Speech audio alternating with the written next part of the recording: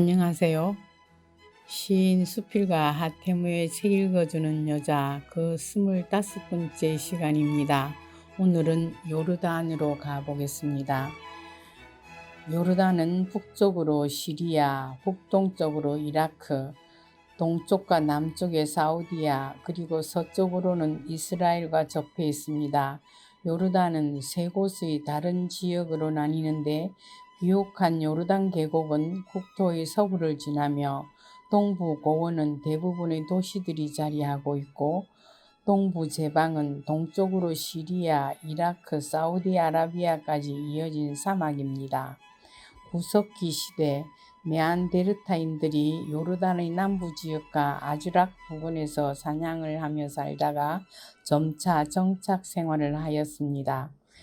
청동기 시대 문명의 발달과 교육의 발생은 고대 요르단을 가장 번영된 지역으로 만들었습니다.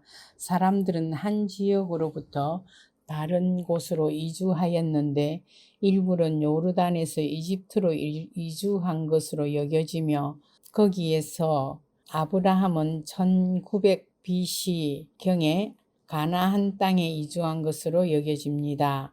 이삭, 야곱이 대를 이어 가나안 땅에 살았고 요셉 때에 이르러서는 이스라엘의 전체 자손이 이집트로 이주하게 됩니다. 13세기 초에 이곳에 새로운 형태의 농경 문화가 나타났습니다. 이것은 에돔, 모압, 암몬, 아모리 족속을 말하며 철기 문명을 사용하던 자들입니다.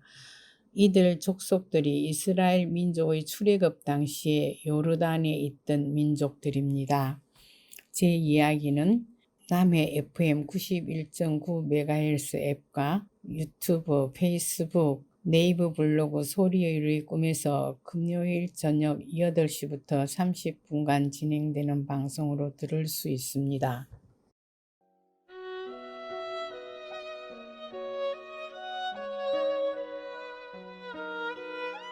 요르단의 11월 약간 쌀쌀한 날씨입니다. 7시 30분 호텔을 났습니다. 페트라에서 자고 다시 이 호텔로 돌아올 것이므로 짐을 두고 간단하게 챙겨서 나가는 길입니다. 2만 5천 학생들이 공부한다는 요르단 국립대학을 지나 3,000년 이상의 긴 역사를 간직한 제라시로 향하는데 로마 10개 거점 도시인 데카폴리스였던 도시로서 마태복음 4장 25절에도 예수님이 한 여자에게 치유를 베풀었던 도시로 나옵니다. 20만 평이 넘는 언덕에 건설되어 화려한 옛 영광을 보여주려 하지만 지진으로 약탈로 뼈만 남은 웅장한 돌기둥은 제라시가 산산조각이 난 이라는 뜻을 증명하는 듯합니다. 요르단의 수도 암만에서 서북쪽으로 48km 떨어진 제라시는 BC 332년 알렉산더 대왕에게 정복되면서 도시로 성장하다가 BC 63년에 로마의 장군인 폼페이에게 다시 정복되면서 로마의 속주가 됩니다.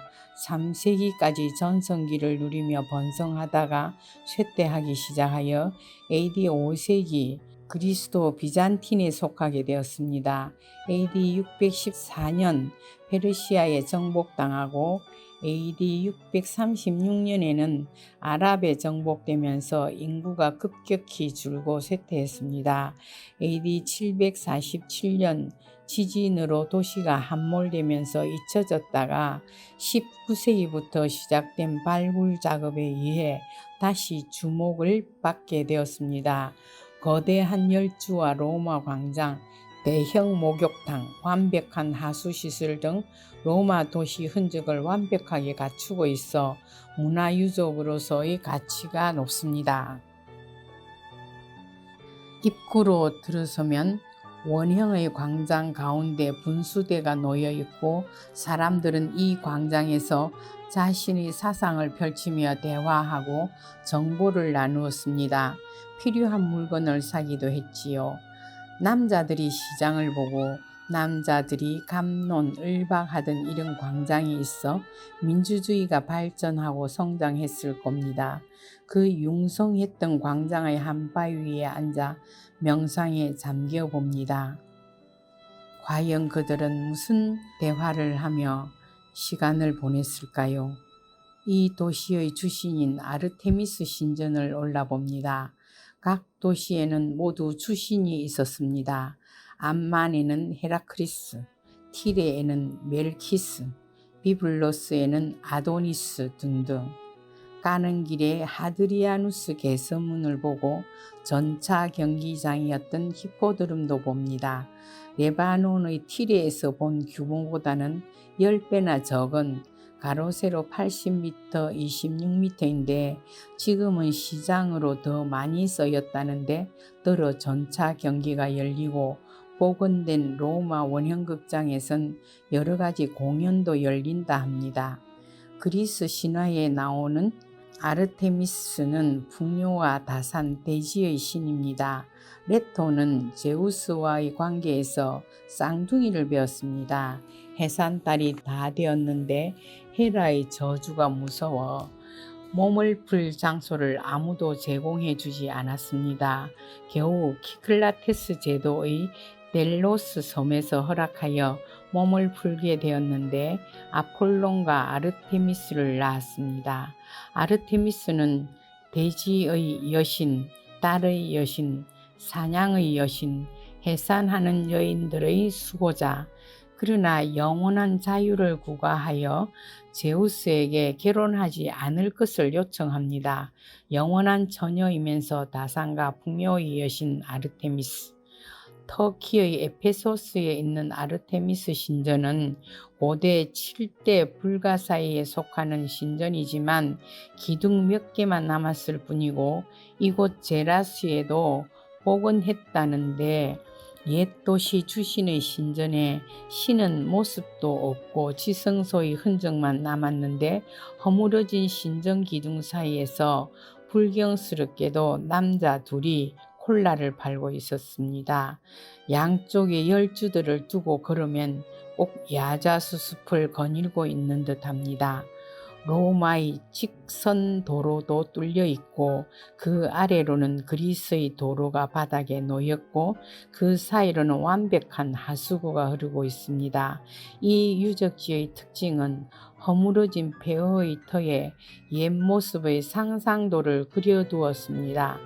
그대로 남은 아름다운 분수가 있는 님프 신전을 제외하곤 정말 돌덩이뿐인 이 황량한 도시에서 그나마 그림으로 옛 모습을 볼 수 있으니 얼마나 다행한 일이었는지요. 너무나 넓은 지역을 걸어 나가 기념품 가게가 있는 곳에서 책자 하나를 사서 나왔는데 남편이 아직도 오지 않는 거예요.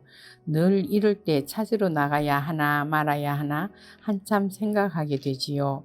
요즘은 많이 조심하는 편이지만 신사장님이 챙김으로 방심했는데 너무 안 오기에 걱정이 되어 달려 나갔습니다. 입구의 개선문을 지나 뛰는데 멀리서 헐레벌떡 무거운 카메라를 들고 나타나면서 길을 잘못 들어 한참 헤매었다고 말합니다. 나올 때 한꺼번에 많은 관광객이 몰려들어왔는데 그때 일행들을 놓치고 길을 잃어버려 잘못 들어서 모양입니다. 진땀이 나는 걸 스스로는 얼마나 놀랐을까 안쓰러우면서도 다른 사람들에게 자꾸 신경이 쓰입니다. 이번에 처음으로 동반여행을 하는 분도 계신지라 아직은 덜 익숙해졌으므로 그분들에게 자꾸만 신경이 쓰였습니다. 사해로 갑니다. 지구상에서 제일 낮은 곳 사해로 왔습니다.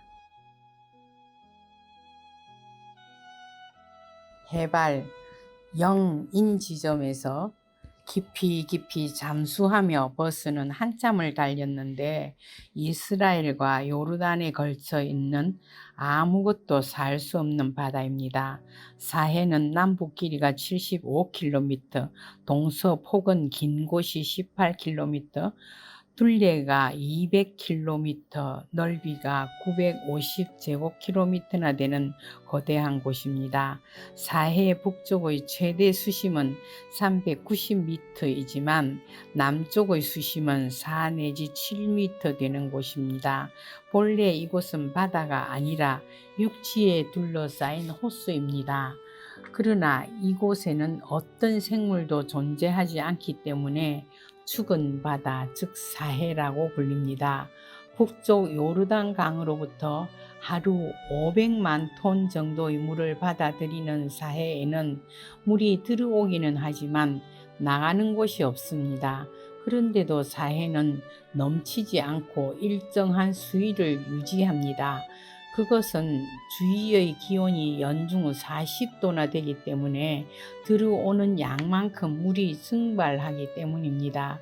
그래서 사해의 물이 세계에서 가장 짠 물로 되어 있는데 보통 바닷물의 염분 정도가 4 내지 6%에 비해 무려 5 내지 6배나 되는 26 내지 33%나 되는 염분 농도를 지니고 있습니다. 과연 뜰까? 정말 뜰 수 있을까? 나 같은 맥주병도 둥둥 뜰 수 있을까? 서둘러 점심을 먹고 좀 쉬다가 면바지에 티셔츠를 걸치고 물속에 들어가 몸을 위어봅니다. 11월의 사해바다는 약간은 찬 기운이 느껴지긴 했지만 기분 좋은 침대처럼 부드럽게 느껴지는 참을만한 수온입니다.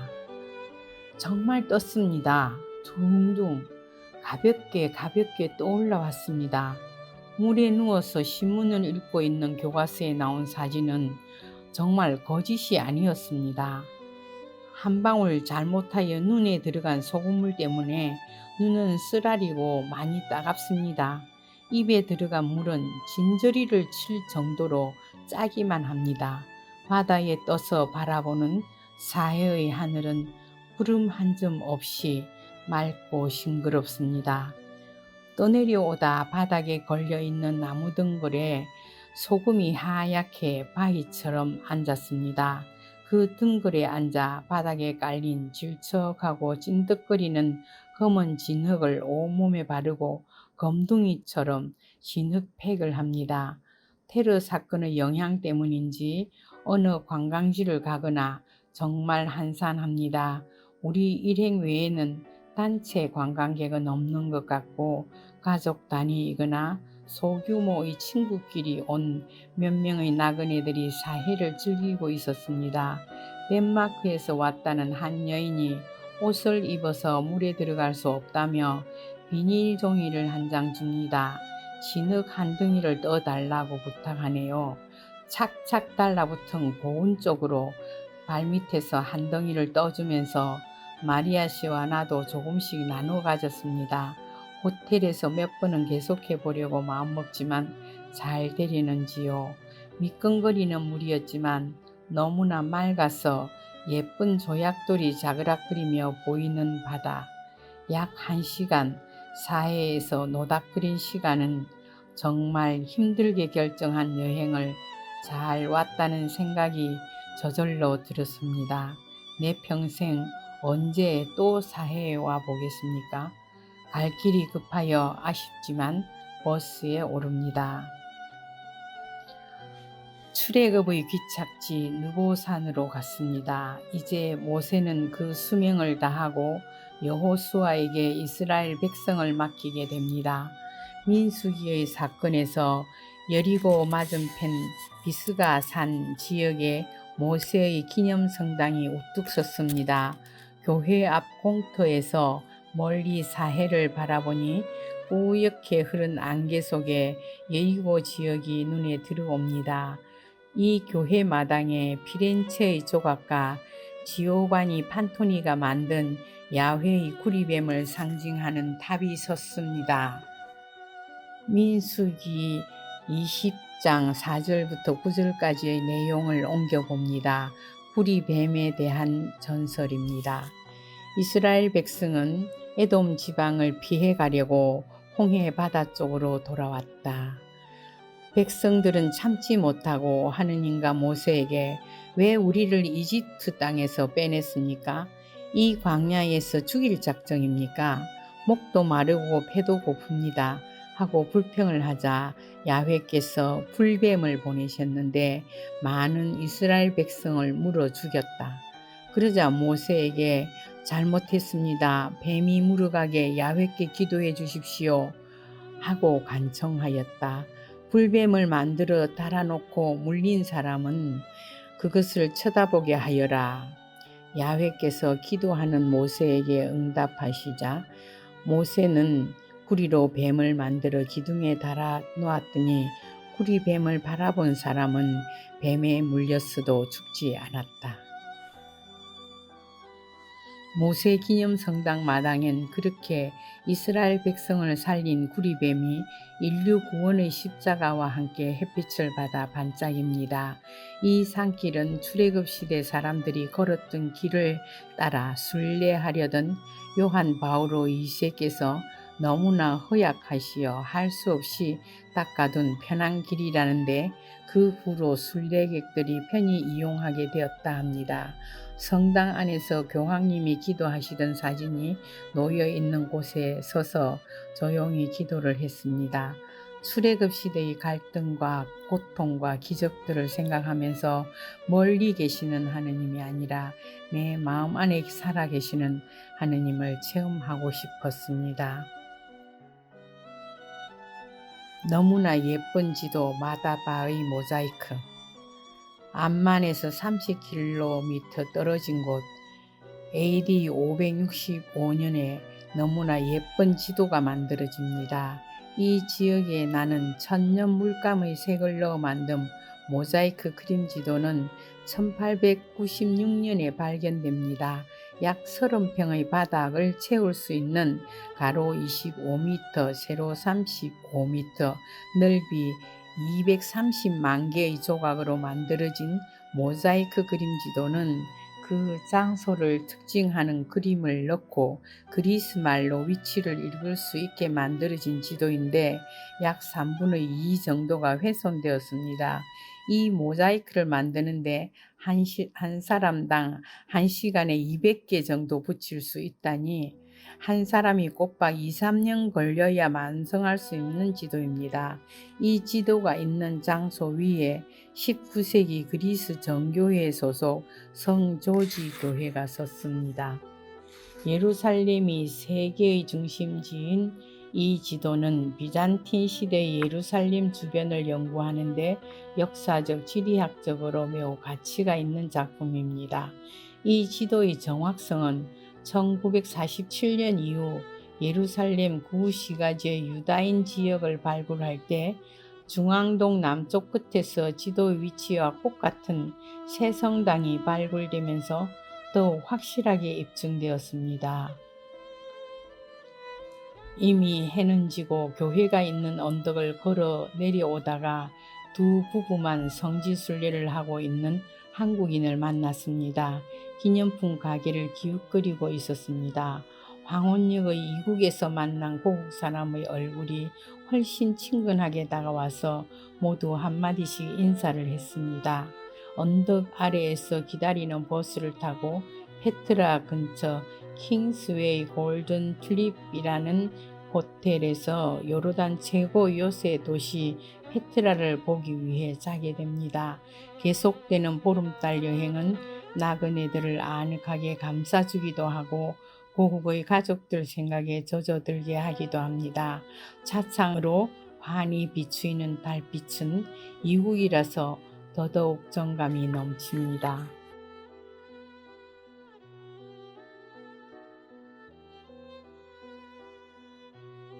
제라시에서 지각한 벌주라며 남편이 와인 몇 병을 저녁 식탁에 내놓았습니다. 와인값 몇 불로는 기다리게 한 보석은 어림도 없지만 혼자 온 김정희 씨가 한국서 가져온 백소주와 육포 등을 내놓아서 모처럼 신 사장님이 가져온 한국 김치와 푸짐하고 즐거운 저녁 식사를 했습니다. 와인도 맥주도 안 마시고 소주만 드시는 요셉 형제님이 드실 게 없어서 마음이 불편했습니다. 아예 술을 못 마시는 남편이야 그렇다지만 성지순례 왔는데 한 며칠 참는 거야 여운을 남기시는 게 좀 미안했습니다. 모세의 우물에 흐르는 맑은 물 아인 무사 호사가들이 지어낸 말인지 알 수는 없지만 여하간 이 호텔 앞 아인 무사라는 이름의 옹달샘엔 맑은 물이 끊임없이 흐른다 합니다. 하얀 돔 3개를 만들어 그 옹달샘을 보호하고 있습니다. 저녁 후에 산책 겸 걸어서 구경 간 그곳에는 퐁퐁퐁 맑은 샘물이 돌틈에서 솟아나고 있었습니다. 민수기의 사건을 옮겨봅니다. 모세는 분부대로 야훼 앞에 있는 지팡이를 들었다. 모세는 아론과 함께 그 바위 앞에 회중을 불러놓고 외쳤다. 반역자들아 들으라. 이 바위에서 물이 터져 나오게 해주랴. 그리고 나서 모세가 손을 들어 지팡이로 그 바위를 2번 치니 물이 콸콸 터져 나왔다. 회중과 가축이 그 물을 다 마셨다. 구약의 무리바 샘은 여기 말고도 또 다른 곳에도 있다고 하니 어떤 곳이 진짜인지 따지기보다 그냥 그런 상징적인 곳이구나 생각할 뿐입니다. 터키에 갔을 때 그리스 정교회 대주교님을 만난 자리에서 비서 신부님이 세계 도처에 예수님의 뼈가 얼마나 많이 있는지 그걸 다 모은다면 몇 백의 예수님이 나올지도 모른다고 유머를 하신 기억이 납니다. 세계 도처에 부처님의 진신사리는 또 얼마나 많은지요. 요르단에서 이스라엘에서 예수님을 팔면서 장사속을 챙긴다기보다는 그만큼 예수님을 기리고자 하는 갈망이 더 크다고 생각하고 싶습니다.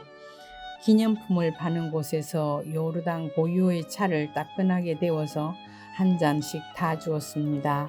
아무것도 사지 않았는데 차를 나누는 그들의 친절은 몸에 배어 있는 듯 했습니다.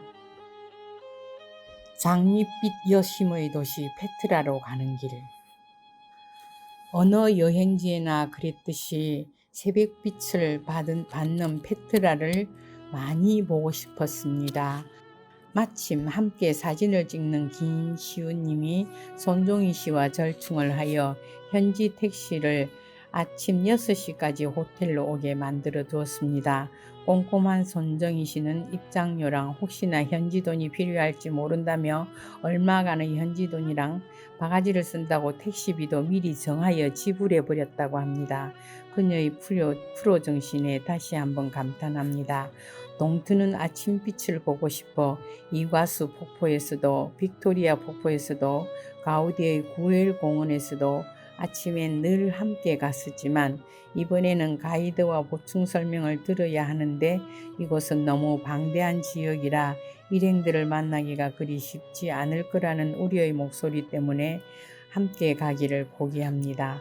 사진을 다 찍고 난 다음이라야 입구의 버스 정류장에서 만날 수 있을 거라고 사진 찍는 사람 남편과 김시훈님과 둘만 가기로 했습니다. 설레이는 마음으로 4시부터 일어나 사진 장비를 챙기는 남편을 보며 무언가에 미치는 건 참 위대한 거라는 생각을 합니다. 죄라시에서 길을 잃어 펑 놀래고 당황했을 것이고 다리는 다쳐 보통 때보다 불편했을 텐데도 남 다 자는 새벽에 일어나 준비를 하는 일은 절대로 남이 시켜서는 할 수 없는 일이 아닙니까? 매일매일 여행일기를 써서 그때그때 느낌을 잊어버릴세라 정리를 하는 나는 원래 여행지에서 자는 건 정말 아까운 시간이라 생각해서 의도적으로 자지 않으려고 애쓰는 행위지만 남편은 피곤도 잠도 시간에 늦을 때 남이 하는 불평도 다 초월하고 오로지 자신의 예술혼을 태우려고 작정하는 행위이기 때문에 옆에서 보고 있노라면 힘이 듭니다. 그의 카메라 조끼는 20kg을 넘을 때도 있습니다. 그도 이제 이순을 넘어서 고희를 바라봅니다. 이제 더 이런 짓을 얼마나 하겠는가. 그래 얼마 안 남았으니 마음껏 해보시오 라는 심정이지만 늘 편한 마음은 아닙니다.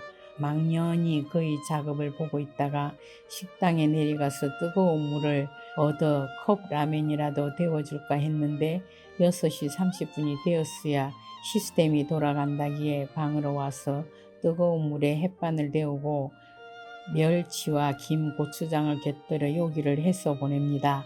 마침 우유가 나왔기로 한 잔 가득 마시게 했습니다. 대개 여행지에서 보면 매일매일 많이 걷게 되므로 사람들이 일찍 일어나는 편이 아니라서 6시에 깨어 다니는 사람은 아무도 없습니다. 페트라에서 싫도록 불을 테지만 어젯밤 갔었던 모세의 우물이란 데도 다시 가보고 언덕까지 가볼 작정으로 언덕을 오르는데 어디선가 커다란 들개 한 마리가 쫓아오며 맹렬히 지저대는 것이었습니다. 개를 무지하게 무서워하는 나는 등줄기가 싸늘해지면서 어쩔 줄을 몰랐습니다. 뛰자니 확 달려들어 물어버릴 것 같고 뛰지 않자니 바로 뒤에서 따라오며 계속 지저대고 있었습니다. 뒤도 돌아보지 않고 똑같은 속도로 걸으면서 마음을 조이고 호텔 보이기만 기다렸습니다. 호텔이 보이는 언덕 아래에 닿자 나는 그냥 호텔로 향하여 막 달렸습니다. 이마에는 땀방울이 흐르고 숨이 턱에 닿도록 아침 운동을 한바탕 거하게 했습니다. 죽을 힘을 다하여 또 다른 죽음의 체험이었습니다. 아침 식사 후 페트라로 가는 길 중간에 자발 하룬이란 산 정상을 바라봅니다. 멀리 건너편 산 꼭대기에 하얀 돔의 지붕이 아련히 보입니다. 해발 1396m에 이른다는 그 산에 아론 제사장이 묻힌 무덤이 있다고 합니다. 그 당시 그의 나이는 123세, 기독교 신자가 아니라도 출애굽 사건은 참으로 전무후무한 세계의 중대사가 아니었을까요?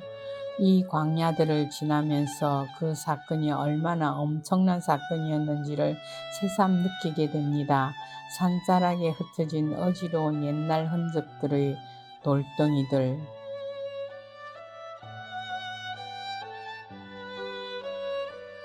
들려드리는 노래는 조수미의 수선화 함께 듣겠습니다.